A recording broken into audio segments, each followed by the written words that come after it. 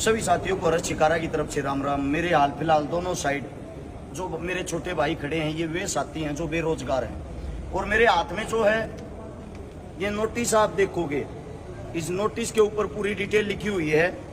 जो हमारे भारतीय जनता पार्टी के इस वक्त के मुख्यमंत्री नायब सिंह सैनी जी, उन्होंने वादा किया था कि 21 अगस्त तक जितनी भी भर्ती प्रक्रिया सबको पूरा कर देंगे। ये वे भाई हैं जिनको इनके माँ बाप ने मेहनत मजदूरी करके पढ़ाया और पढ़ा के ये सपना देखा हमारे बच्चे कब एक गवर्नमेंट जॉब पर लगेंगे और हमारे घर के अंदर रोजगार होगा। इन बेचारों ने अपनी तरफ से जी जान लगाई। जी जान लगाने के बाद एक नौकरी की प्रक्रिया की जितनी शर्तें होती हैं सारी पूरी करी। कुल मिला के इन लोगों को बीच में अटका रखा। इनकी संख्या 50,000, यानी कि हरियाणा के अंदर 50,000 घर बेरोजगार हो रहे हैं। 50,000 घर वे हैं जिनको अभी तक नौकरी मिलनी चाहिए थी और नौकरी ना मिलने के कारण ये तर की ठोकर खा रहे हैं। इन लोगों को फुटबॉल बना रखा है। बीजेपी तो ये कहती है कि आप कांग्रेस के पास जाओ, भूपेंद्र हुड्डा जी से बात करो, और कांग्रेस ये कहती है कि आप बीजेपी के पास जाओ, उनकी सरकार, उनसे बात करो।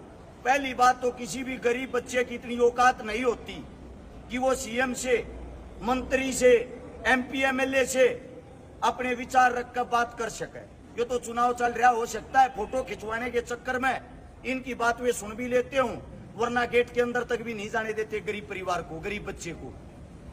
इस सोशल मीडिया के माध्यम से एक ही बात कहना चाहता हूं, इसका कारण एक ही चीज है, आपके स्वयं के बच्चे, स्वयं के बेटे ताकत के अंदर नहीं बैठे। और जब तक आपके बच्चे कुर्सियों पर नहीं बैठे होंगे, ताकत के अंदर नहीं बैठे होंगे, तुम्हारे ये बेरोजगार बच्चे नुआ दर की ठोकर खाते रहेंगे। हम इस वीडियो के माध्यम से हमारे भारत देश का जो प्रधानमंत्री है उनको भी ये संकेत देना चाहते हैं। आप यहाँ बड़ी बड़ी रैलियां करने के लिए आ रहे हो, एक रैली करके भी गए हो। ये 50,000 जो बेरोजगार बच्चे हैं, कम से कम सबसे पहले इनको जो वादा कर रखा वही रोजगार लौटा दो। बड़े बड़े बैनर पोस्टरों पे लिखा हुआ होता है बिना खर्ची, बिना पर्ची गवर्नमेंट जॉब। आप सबको बता देता हूं, वे खाली बैनर पोस्टरों तक ही है। आपके बेटे न्याय के लिए दर की ठोकर खा रहे हैं। पहले नौकरी का इंतजार किया, अब नौकरी की ज्वाइनिंग का इंतजार कर रहे हैं। आप सबसे एक ही गुजारिश करता हूं, ये जो सरकारों का नेटवर्क का जाल है उससे बाहर निकल के कम से कम अपने इन बेरोजगार बच्चों की तरफ लगा लो।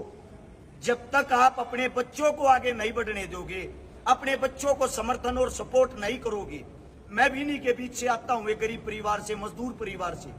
अगर मेरे जैसे 5, 7, 10 साथी विधानसभा के अंदर बैठे होते और इन बच्चों का वहां जाके ये जो आवाज इसको बुलंद करते, तो शायद सरकार 100% इसके ऊपर कोई ना कोई एक्शन लेती।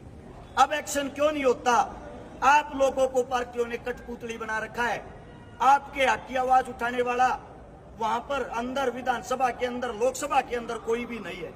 इसीलिए आपके बच्चे रोजगार के लिए दर की ठोकर खा रहे। फिर इन्हीं से अखबार भर जाता है, 2 बच्चों ने बेरोजगारी के कारण की आत्महत्या, 2 बच्चों ने खाई गोली।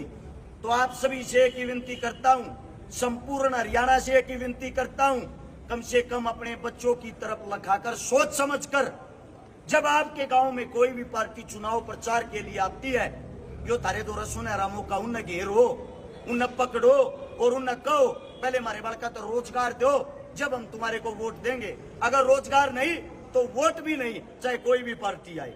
इस वीडियो को मैं ये चाहता हूं प्रधानमंत्री तक जरूर भेजें। वो बड़ी बड़ी रैलियां करने के लिए यहाँ आएंगे। ये बच्चे जो दर की ठोकर खा रहे हैं, कृपया करके इनकी तरफ ध्यान दें। सभी साथियों का धन्यवाद। जय हिंद।